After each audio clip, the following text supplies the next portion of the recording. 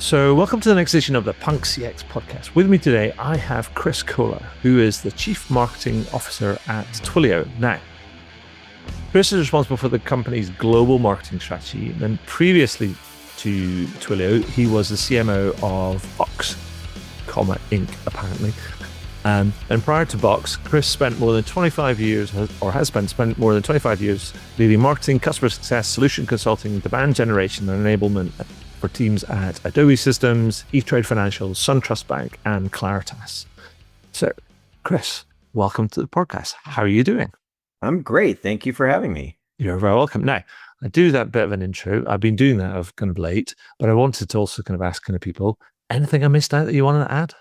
Well, it's interesting. Like, I am a marketer, but I've probably spent the majority of my career not in marketing, which is an interesting fun fact. But most of it has been working with marketers versus being a practitioner myself. There were many years where I wasn't in the craft, but helping, define the craft and working with marketers. And probably about 7 or 8 years ago, I got back into the game as a practitioner and haven't looked back since. Awesome. Now, there's a couple of things I wanted to talk to you about on the kind of the podcast. And the first thing I wanted to get your kind of view on is Twilio's state of customer engagement report that you recently published. And I wanted to give me the sort of the big headlines or the key standout findings from the report. Yeah, and we've done this for several years, and I think there's a couple things that are interesting this year. One is there's still this brand consumer disconnect. And what I mean is, I think the data suggests 96% of companies globally say AI is improving, right? Customer facing operations, sales, marketing, personalization. And they are seeing a revenue increase around the personalization efforts, right? 75% globally say that. I think it's 71% in EMEA. But consumers, like 45% of them, still feel like brands don't understand them. So again, there's a disconnect, and we've seen this year over year where the brands think they're doing an incredible job of understanding their customers and driving personalization, but if you ask the customer, they're like, not really. So I think there's a huge opportunity for us as part of that. I think that's the first one. We are starting to see this notion of AI powered like personalization really start to have some revenue outcomes. Okay.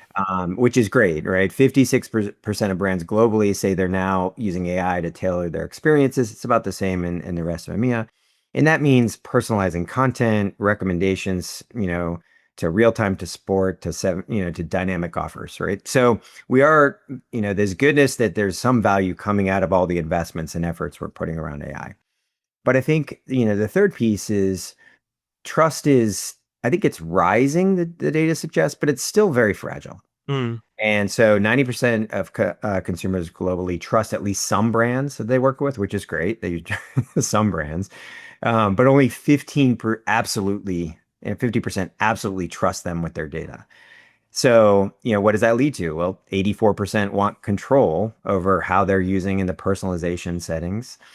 And then the other interesting finding is 54% said they want to know if they're talking to AI, right, or human, which is really interesting because it's only about half really want to know that. I think that's an interesting one over time, where eventually I think the blending of human and AI and knowing the difference, as long as it's providing the right utility, consumers may not care. So it's it's pretty interesting. And then if you take a cut at EMEA specifically, it's a little less trust. 87% of consumers trust at least some of the brands they do business with only about 12% saying they have a high level of trust with any specific brand. Okay. I mean, so I wanted to, if I can, just like dig into some of those things that you were talking about. I mean, because you said that 56% of brands state that they're now using AI to tailor experiences, and 75% of them report they're saying that it's driving increased customer spend as a result. So, first thing I wanted to kind of better understand is, do you have some insight into what exactly are they doing or using AI for in terms of to tailor their experiences? And then also a bonus question. This is sort of running kind of like slightly counter to other research kind of findings, which people are going, implementing AI, not necessarily seeing the ROI from various kind of like sources. And so, There's a lot. I agree. I think there's a lot of conflicting information around the value and utility of AI and our consumer or our brands getting the value out of it. I think to be fair, we're still very early in our journeys around leveraging AI, and I think there's a lot of excitement around what the possibilities are, mhm. and it's really very different by industry. So I'm lucky enough to talk to customers all over the globe across many different industries. And so there's a wide variety of how we're using this. And I think it's pretty exciting. Like financial services, they're using AI-powered assistants to help you proactively manage and invest your money. Mhm. Where retail has been doing this for a long time around product recommendations, right? How do I create better recommendations of cross-sell, upsell opportunities? They've been doing that for a long time, but I think the algorithms are getting better and better and more personalized. So you're creating, better recommendations. Okay. Travel and hospitality, I mean, virtual concierge with bookings and recommendations and upsell. Healthcare companies are creating a doctor in your pocket, right? Triaging symptoms, personalized follow-up is part of that. So I think with any general use, technology like AI, I think the possibilities are sort of endless, right? And I think the big switch, what we're starting to see, and again, it's very early, is you're moving from this like reactive, what is the customer doing? How do I react to that? To a proactive motion where you're like anticipating their needs before they can even articulate it. So I think that's where we're going to start to see the really big unlock, Mhm. and you're going to create these sort of magical moments for consumers that we just haven't been able to do today. And I think it's important to note as well when people talk about in this kind of context, when people are talking about kind of AI, they're not just talking about generative kind of AI. Yes. It's actually, I think, the feeling, because it's like it feels like people talk about AI, and a lot of times generative AI and AI gets conflated as being kind of one and the same thing. But actually, I think what the explosion in generative AI has done is just advance the whole use of artificial intelligence enabled software with all these various techniques, whether it's predictive or kind of blah blah blah, kind of like generative, in order to drive these better things. So it's I think in the most advanced use cases or the advanced cases in terms of the most mature organizations, they're being much more sophisticated. It feels like in some terms of picking the right tools for the right kind of use cases.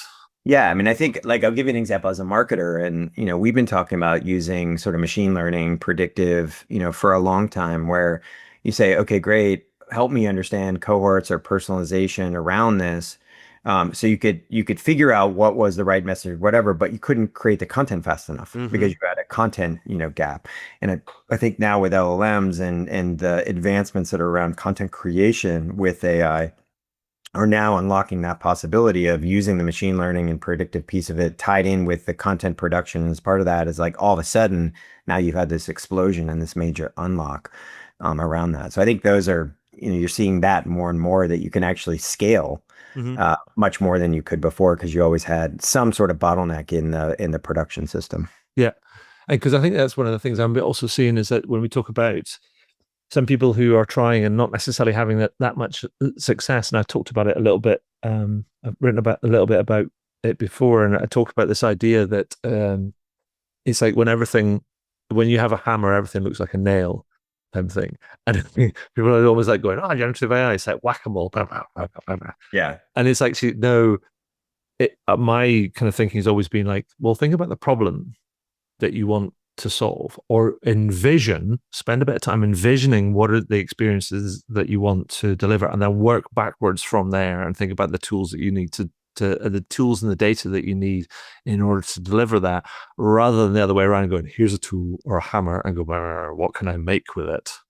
Yeah, I think that's a great example. Like one of the things that we took a look at, and I'll give you an example of how we're leveraging it. Where and again, a lot of marketers as a whole have capacity constraints around how they can engage with, let's say, leads or opportunities that come through on your website. And so we have a whole stream of, we've got millions of developers, people basically raising their hand, said, "Hey, I need more information about X." Mm-hmm. Right. Well, as marketers, we have to triage that. And we have to say, okay, well, how do I score this? And what are the, biggest opportunities? How do I put other people into nurture campaigns? That's an old paradigm as part of that, Whereas now we've built an internal agent that handles 90+% of those inquiries, Mhm. right? Today we're doing it through email, but it's a back and forth conversation. We have a human in the loop that still, continues to look at the answer and response as part of that. But we got into a world where we can now, there's unlimited capacity because I'm not constrained on, lead scoring this. So only certain, we can only follow up with some. So I agree with you. Like we looked at what's the big problem we have, capacity constraints of answering questions from customers of inbound.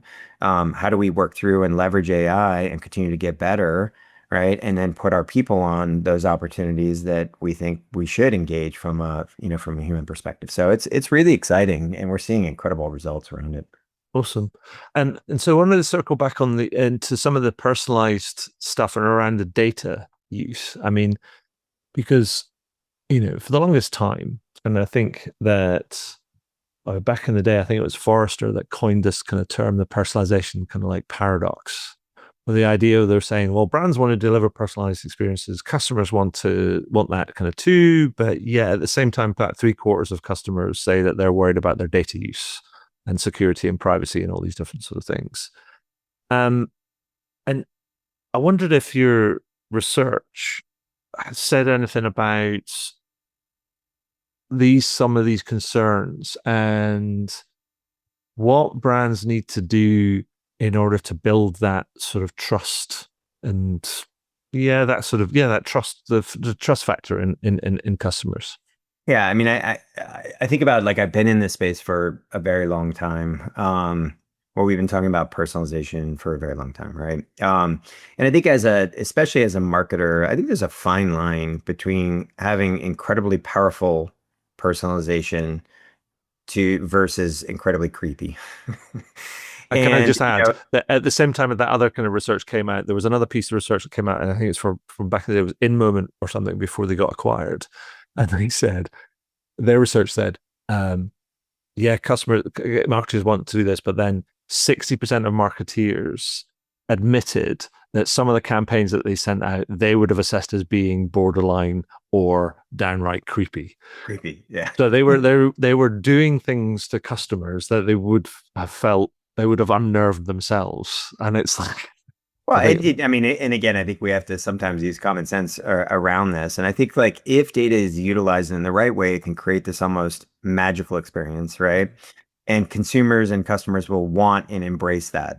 But I think used poorly or out of context, there's almost like immediate rejection. In my belief, I think consumers, as we get better at understanding the context and the consumer, and it provides more utility mm-hmm. where you're like, okay, this personalization actually helps with how I'm thinking about, you're anticipating my needs. Wow, this is not creepy. This is actually very helpful for me, as I work through.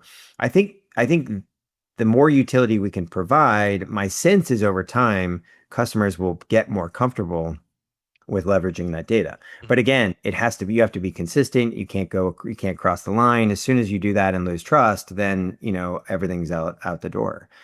But I do think there's like, I predict in this, we start to think about the next 4, 5, 6 years, at some point we're going to start, like, I can imagine a world where we're going to use like biometric data to drive personalization. You just start to think about creepy, but like it will get there. We've got all these smart devices and everything else. But what happens when your device knows you're stressed or hungry or happy, right? And then they deliver real-time messaging as part of this, right? I don't know. Maybe that's a step too far, but I think that's ultimately where it's headed. You think about ultimate personalization. It's not about the traits or your buyer behavior. It's literally about your emotions and your biometric data. Like that's probably where we're headed at some point in the near future.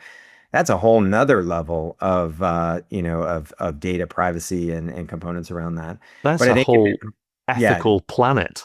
yeah. I mean, it's just like, but I think that's like in 5 years from now, like maybe, you're going to start to see that. Why are we wearing all these smart devices that collect so much data around us? And, as an industry, how do we ensure, right, that we are safe guardians of all of that? So it's going to be this constant tug, I think, of where do we provide utility versus where do we cross the line? Yeah, I mean, and talking about data, I mean, the talk well, over the last kind of number of years, there's always been this move away from third-party data to kind of maybe kind of first-party data, and maybe even more into kind of zero-party data, maybe to handle some of these kind of concerns. As like going, we're not going to assume anything; we're going to ask you directly, as it were.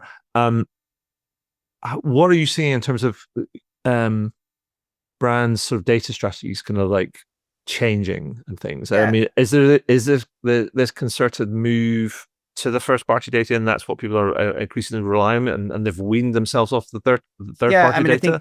I think for a long time, like, because we didn't have the signals, like we relied on third-party data as part of that. But ultimately, at the end of the day, if you really want to understand your customer, right, it needs to be first-party, zero-party data, right? I think ultimately, at the end of the day, to some degree, we leveraged data that made us, I don't know the right word to say, almost lazy, right, Mm-hmm. as marketers around that versus doing the hard work to really understand as part of that. So I do think, as I talk to more and more of my peers and our customers, like people want to understand their customers at a much better level, right? And it's not just the static information around demographics, firmographics, purchase history, but it's now combining that with all the interaction data, web behavior, call center data. Like in a world where like AI driven experiences, I think context really, really matters. Mm-hmm. And I think, a lot of the conversations I'm having with customers, they're trying to figure out how do I collect, merge, and then action all that information sort of seamlessly across all the channels, whether that's email or voice or messaging. That's how you create a great experience. So, yes, I think it is absolutely necessary that we start to wean ourselves off if people are still relying heavily on third-party data. And you have to have a data strategy because I think ultimately contextual data matters a lot in an Mm-hmm. AI-driven experience world. And you can talk about actually that I think you mentioned that 84% of customers state that they want control over their personalization settings.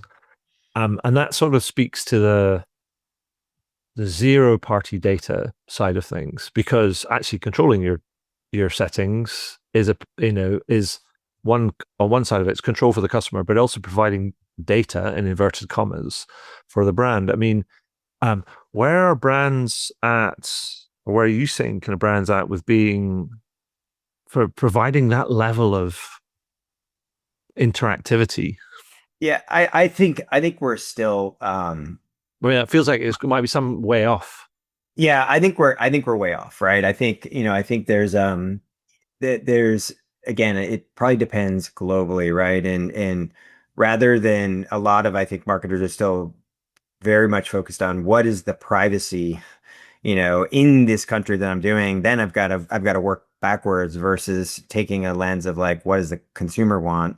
How do I provide that visibility and around that? But it's hard, right? It's like when you start to think about you get back into away from personalization to this notion of individualization, where literally every interaction you have with an individual matters based on their preferences. And Mm-hmm. again, I think that's the next step of where we're headed, where I do think individuals will have more control around how you leverage this.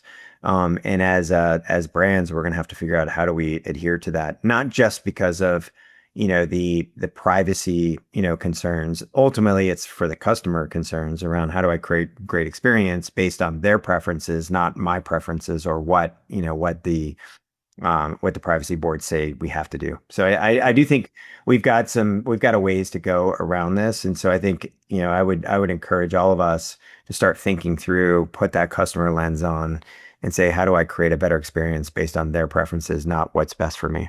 Yeah, I mean, I do also think, and I think this is played out in history as well. There's possibly there's going to be this irrational fear, sort of like spike in the hidden in the minds of people. So it's a bit like if you roll back in history, um, if you think about the surge of feedback, where companies going out and asking for their customers for feedback, and when that became this big kind of wave, just before that happened, or before that tipping point, there was a lot of people that were saying, we can't ask our customers what they think. They might all shout at us. And you're looking, and you're like going, Yeah, but do they keep buying from you? Like, customers aren't stupid. Why would they keep buying from you? They may actually kind of say some things that make sense.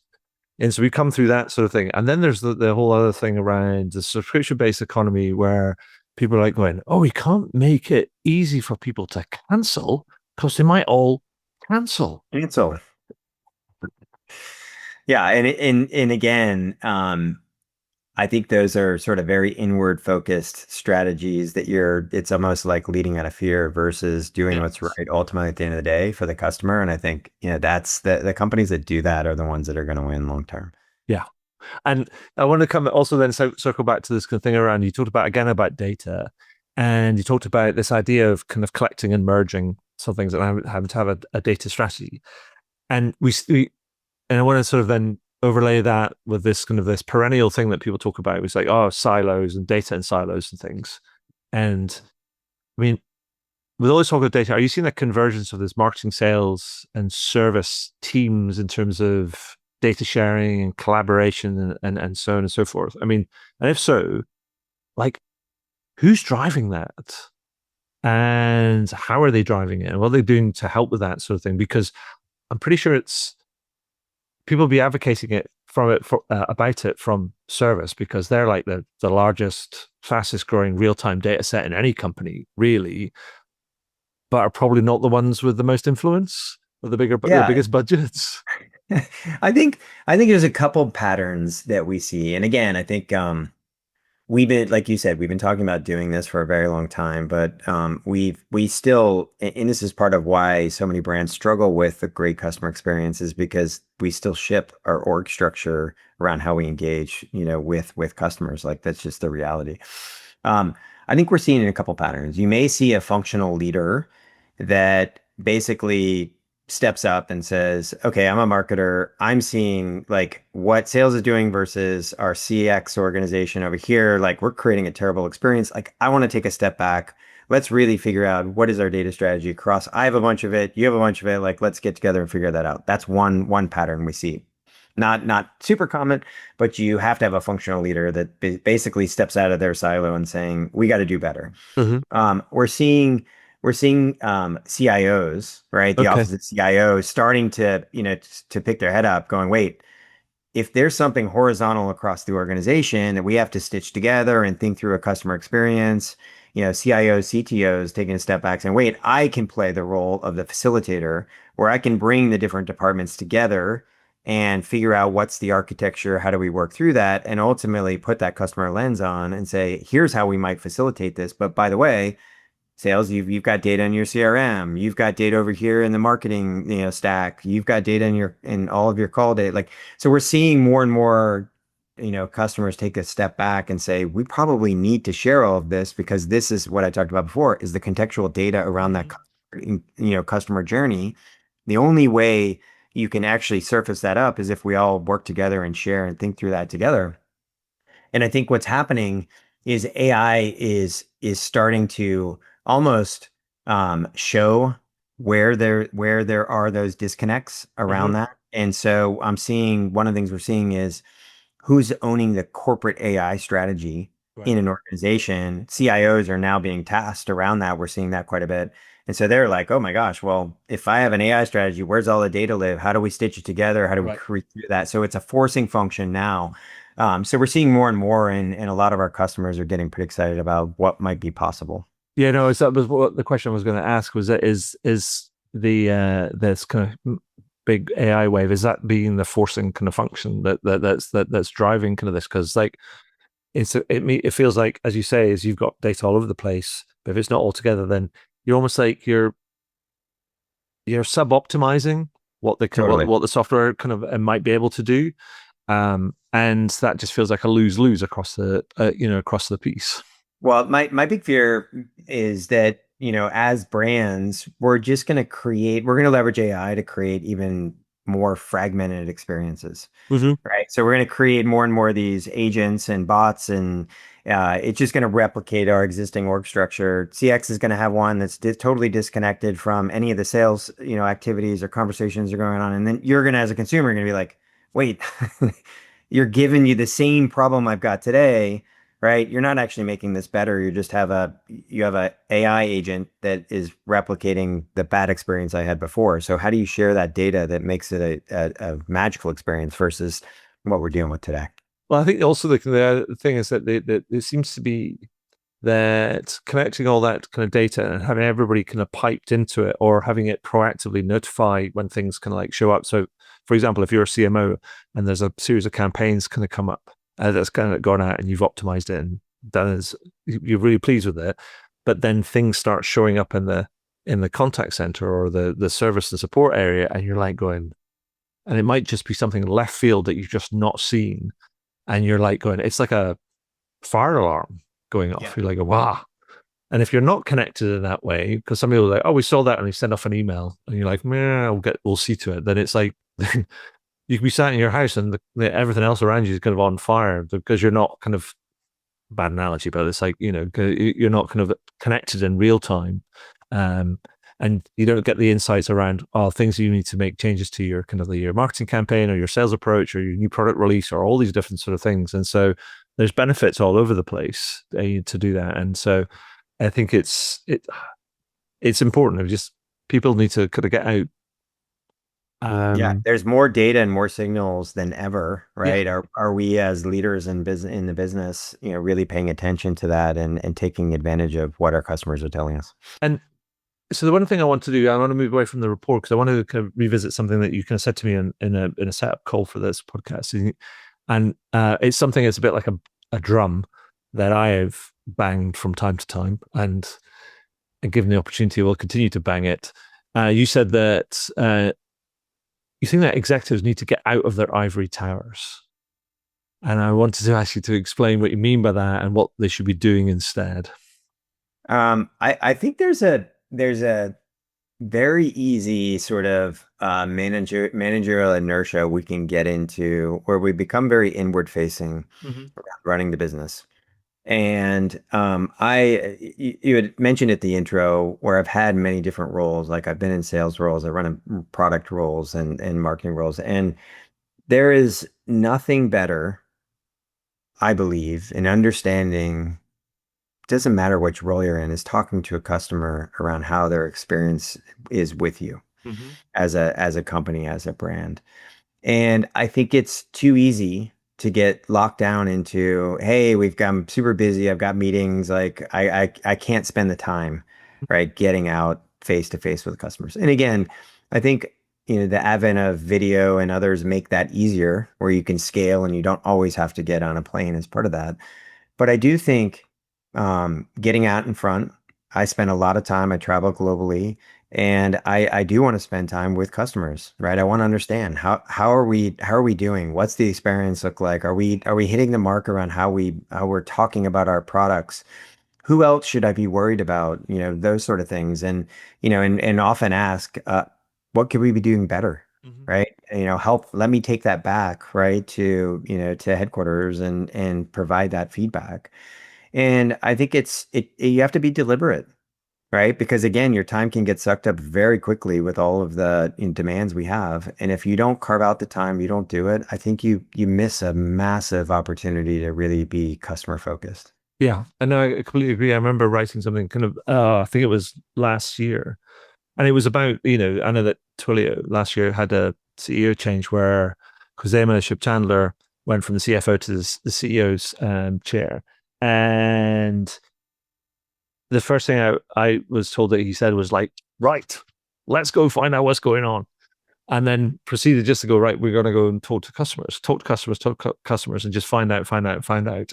And over the course of that year, then that Twilio posted like, well, 10% growth, and I said, well, those things are probably not coincidental, and they're probably, it's probably not a causative thing, but it's very correlative in terms of a change in kind of behavior. But I also think that I always advocate for people to go out and speak to customers because it just makes it real, as it were. You see things in the real. Because I talk about these, another mantra I have is these are like 3 levels of leadership where I say that data informs us, and I say like stories move us. So you take that sort of contextual sort of contextual stories that kind of help you kind of Yeah. understand it a bit more, add more onto it than data, but the experiences compel us. When you actually see things live and hear from people that, directly themselves, then that's where you really can move. But the thing I also kind of think is that we should, and I know it's hard for leaders because it's, they've got, they haven't got limited time.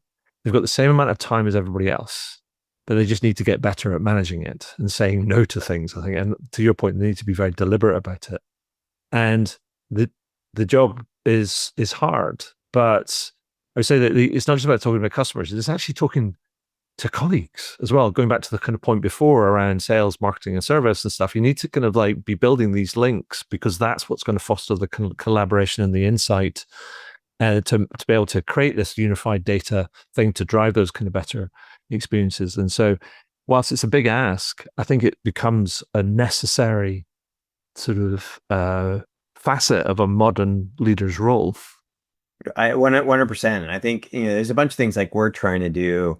I often describe it as like when we travel to different locations, how do we get a twofer? And a twofer is how do I spend as much time with customers, Mm-hmm. but then also carving out the time to spend with employees, Mm-hmm. right? And one of the things, and I think I mentioned it last year when we had chatted about what one of the things Cosema has done really well is he's willing to ask the question of what can we do better? And I think it's pretty interesting because I think as a lot of executives, we don't want to hear all the stuff that's like broken, right? Because we often get pulled into situations where it's escalated and you're like, oh my gosh, I gotta, you're right. We fell down. We had some issue like, that's part of the role that we've got to go play. And I think when you get into situations where they're more organic and you've got happy customers, right, and it feels good, like there's that feel good moment, but you may not get the details of like, yeah, there's probably something that we could be doing better. And one of the things he does that, that I'm learning from, he'll say, okay, tell me one thing we could be doing better. Mm-hmm. Right. And customers are like, whoa, okay, this is cool. Like the CEO of, is asking me what I could do, what we could do better. And you'll be surprised. Like there's always something. Right. And then we take that back and we're like, hey, actually, as I've talked to all these customers, I'm hearing this like there's a trend here that we probably need to go fix because I've heard this from, 4, 5, 6 different customers over the last month as I've been out on the road. So I think that's again, there's no filter. Yeah. That's the other thing is you don't hear the filter as part of that. And then the same thing with employees, right? Go asking, giving them the opportunity, doing lots of QA. What could we be doing better? What's ultimately the pulse? And I think it's just having that open transparency and be willing to, ask the questions, even if you don't fully want to, hear the answers to it, but they're probably right. Yeah, I mean, I would also say that kind of that the some people might be listening to this and they'll think, oh, we can produce this, we can put that in a survey and we can send it out to 1,000 kind of people. And we get all this kind of massive amounts of kind of like data and insight. You're like going, please don't You do that. can, right? You But again, can, there's going to be like with the bias of who responds to it, right? what do they have a motivation around those things? And I think there's always balance of quantitative versus qualitative data, right? And I think, they're not a substitute for one or the other, but I think a lot of people focus on quantitative data and they don't get the qualitative. And then the other thing that which you mentioned before is like the storytelling moves people when you go out into the field and you talk to customers and then we come back and we've got stories on our all hands that we tell all employees. I was having this incredible conversation with a customer. Let me tell you like how our products and services are helping with X. Mm-hmm. And people are like, wow, I didn't even know that. That's really cool. Like, yeah, I feel proud to work here and those sort of things. So again, that it helps us with the storytelling because we felt it directly as part of Right. that. Yeah, absolutely. And so I know that you work with all sorts of different kind of brands. We talked about these different sort of things. I mean, do you have any examples of, I guess almost like champion brands that are like going, they just get it and they're doing it.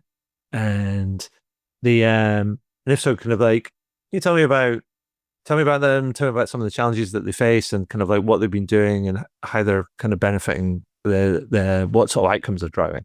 Yeah, I mean, I think, I mean, there's so many, fun examples around the globe.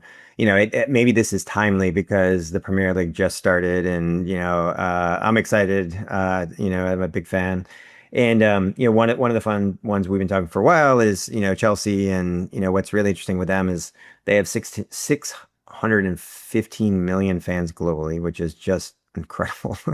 But the majority of them aren't going to step foot in Stamford Bridge, right? Yeah. And so, how do you engage an audience and a fan base and create a great experience? So that's like a fun one that we're working with them, trying to work through.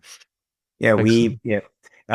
we have the privilege of working, what's pretty interesting is sort of ubiquitous technology now around OpenAI, right? With Hmm. ChatGPT. We had a fun launch last year, beginning of this year, just around 1-800 ChatGPT, right? And this is, a phone number that we partnered with them, with you can use it via voice or WhatsApp, right? How do you engage and test and learn and play with this new technology in a way that's fun, right? We have Kraken, which I think is Octopus Energy. It's like one of their subsidiary companies. They're trying to figure out how do they create this great energy efficient tech pioneer, right? Creating great customer experience. So how do they leverage voice and email and text to like engage and really create a great experience around energy, right? Again, we talked about it before. There's so many examples across every industry. How do you create a better customer experience through your technology? And so there's so many fun examples that we're privileged to work with brands all over the world. Cool. So Chris, that sort of brings me to the end of the kind of the questions I had in mind. Anything else that you want to highlight that or add that we've missed out before I ask you some quick fire questions to finish off? No, no. I mean, let's go with the quick fire. Now Right. you put me on the edge of my seat here. All right. Aha.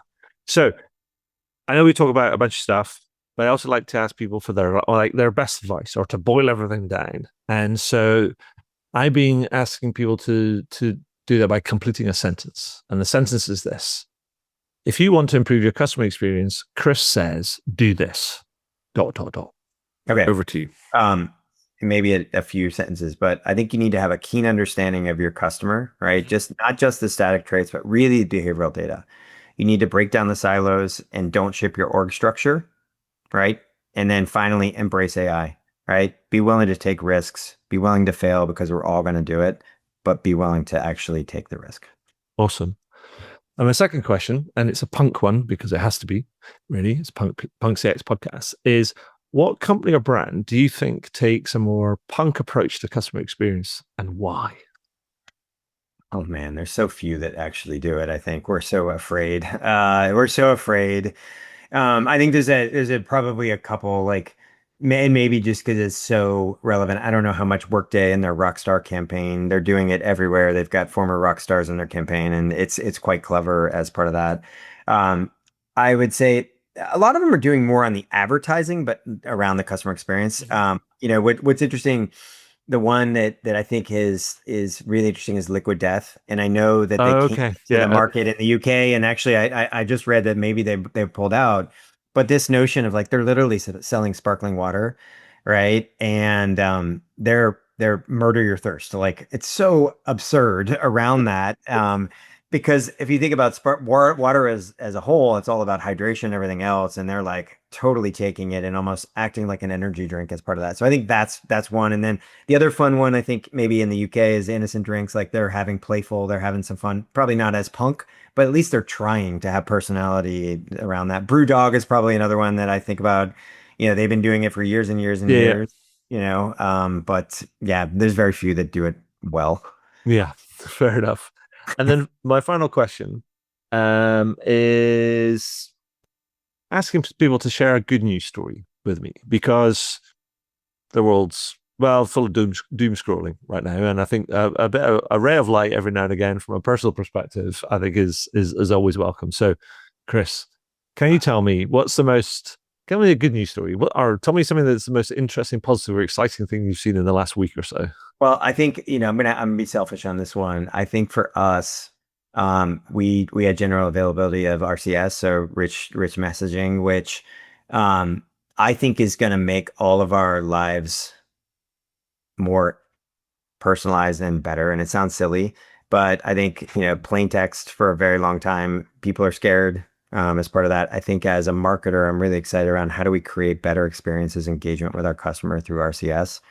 We've had Fresho, which is I think a UK brand that works around bookings around salons and spas, and others are like rolling that out. So I like, how do we slowly get better as a craft of actually delivering on the promises that we have? And I'm seeing, I'm seeing hope and light at the end of the tunnel around more and more as we go. Yay for customers.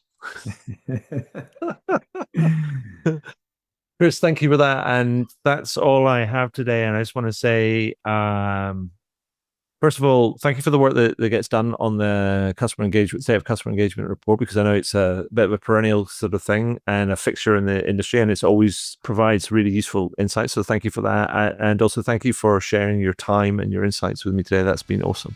Yeah, I love this. This is a fun conversation. Wow, what a great interview. I hope you enjoyed it. I know I did. Find out more about me and the work that I do at adrianswinscoe.com. Do leave a review on your favorite podcast platform. And if you have any comments, feedback, or questions about the podcast, then feel free to send me a message to podcast@adrianswinscoe.com. And do tune in again. Thanks very much.